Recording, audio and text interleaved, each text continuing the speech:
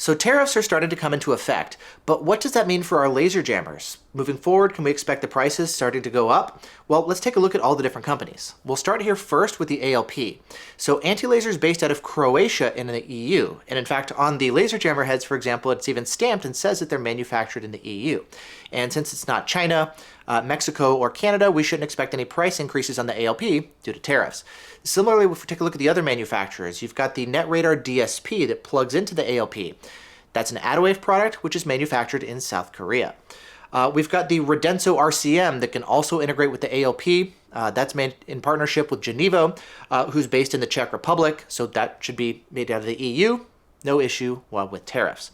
As far as Uniden, they're Adawave, manufactured in South Korea, no issue with tariffs. Then as far as Escort, some of their older stuff was manufactured in Canada, but that's not the case with their latest products. I actually took a look at the Escort ZW5 and the Redline CI360. Both of those actually say that they're manufactured in the US, so definitely no issues with tariffs there either. I don't know, of course, for like all these different stuff, the custom installed radar detector heads, the controllers and the displays, all that kind of stuff, but as far as the CPUs, to the best of my knowledge with this stuff, it looks like the latest Escorts are made in the USA. Different from their windshield mounts, which are actually manufactured over in the Philippines. If we take a look at the blinder heads, Blinder's actually based out of Denmark. They make the laser jammers for the Escorts, for example, the smaller heads. I believe those are actually manufactured in Denmark, and so no issue with tariffs. Next, we've got TMG.